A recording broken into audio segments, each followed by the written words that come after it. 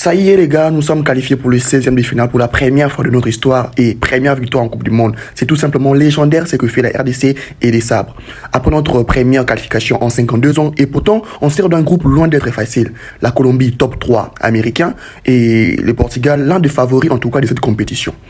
Mais nos léopards sont allés chercher la qualification au bout du bout, dans la souffrance, et ça montre tout l'esprit de ces groupes. La RDC n'abandonne jamais. Rappelez-vous d'où l'on vient. 2 ans et demi de qualification, on est passé par toutes les émotions, la clim contre le Sénégal à la maison, alors qu'on menait des 0.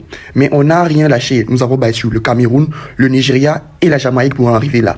Rien n'était donné. Après la défaite 1-0 contre la Colombie, il fallait impérativement battre l'Ouzbékistan. Et dès la 10e minute, on est déjà mené au score. Heureusement, grâce au génie des coachs et à l'impact de Wissa, Eliamboukou, Sipenga, surtout de Fiston Mayele, on a renversé les matchs pour s'imposer 3-1. Premier de meilleure 3e qualification logique.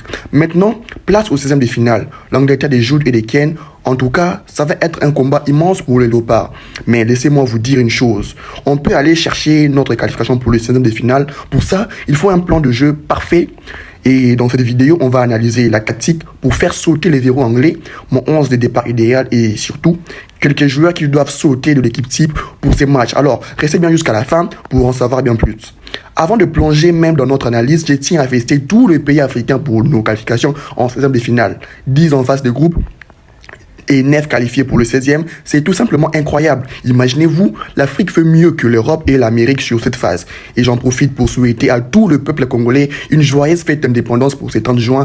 Je veux que nos joueurs, nos soldats sur le terrain se servent de la symbolique de ces 30 juin pour honorer notre peuple le 1er juillet contre l'Angleterre. Parce que battre l'Angleterre, ce n'est pas impossible. On a bien vu les Ghana le tenir en échec 0-0, ici même lors de la Coupe du Monde en phase de groupe. Le Sénégal le battre 3-1 en match amical. Le coach des Sabres peut clairement s'inspirer de ça pour bâtir le meilleur plan possible. Déjà, regardons le joueur à surveiller côté anglais. Ils ont des individualités des classes mondiales, à commencer par Harry Kane. Les gars est déjà à 3 buts dans cette compétition et un total de plus de 60 buts toutes compétitions confondues cette saison. La défense congolaise va devoir être encore plus concentrée que contre le Portugal. C'est bien, on a maîtrisé Ronaldo, mais c'est un Ronaldo à 41 ans. Là, on sera face à un Harry Kane au prime absolu de sa carrière en quête de son premier ballon d'or. Et pour l'épauler, l'Angleterre a Saka et Rashford. Pas besoin de le présenter. Si vous suivez le football, vous savez à quel point ils sont dangereux sur les ailes.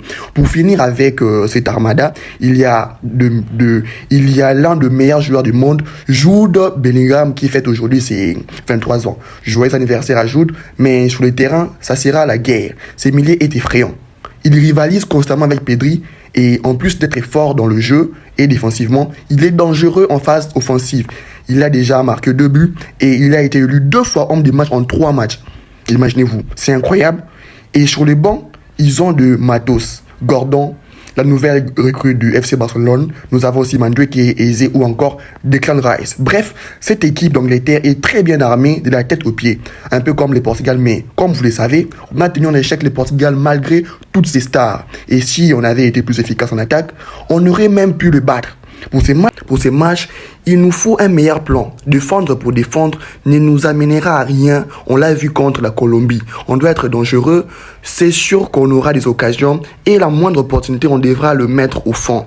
C'est là que la grosse question se pose. Après la performance de Fiston Mayele, on a tous vu son but. C'est un but de pur neuf, intelligent, concentré et efficace.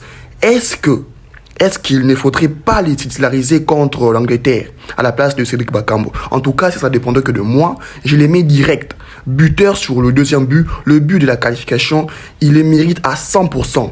Dites-moi en commentaire si vous pensez aussi que Mayele doit démarrer le match.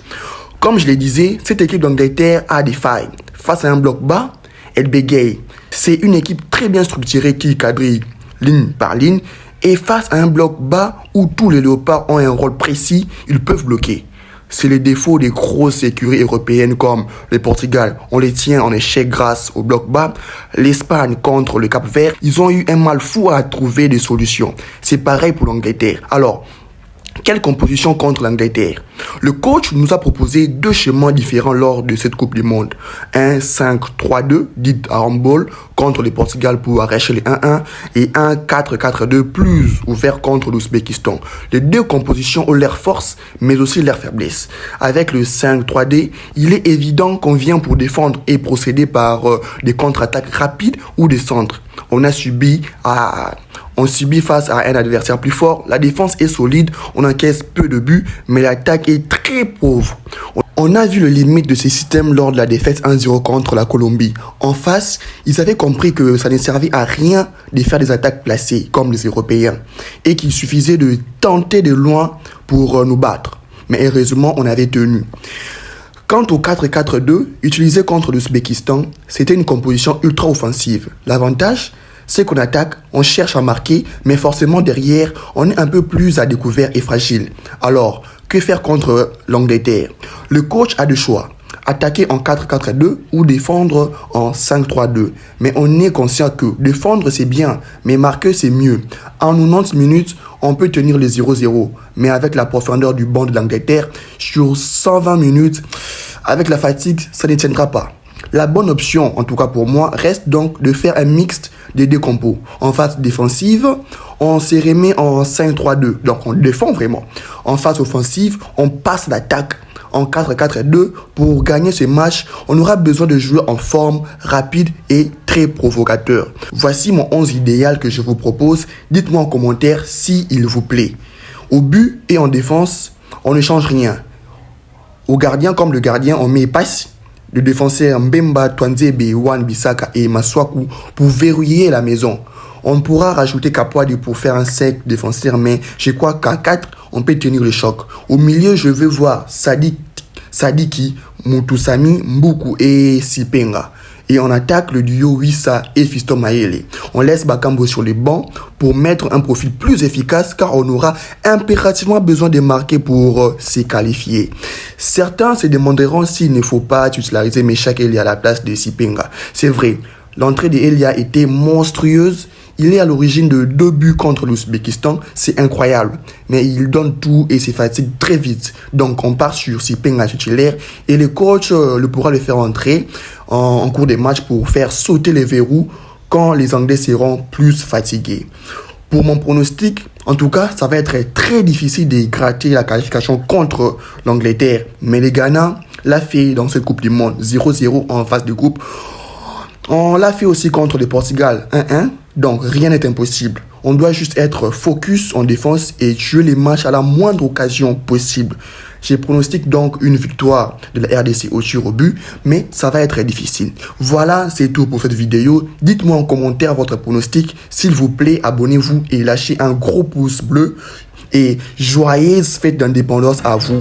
Prenez bien soin de vous. Et j'espère qu'on se retrouvera pour les débriefs des huitièmes de finale. À plus.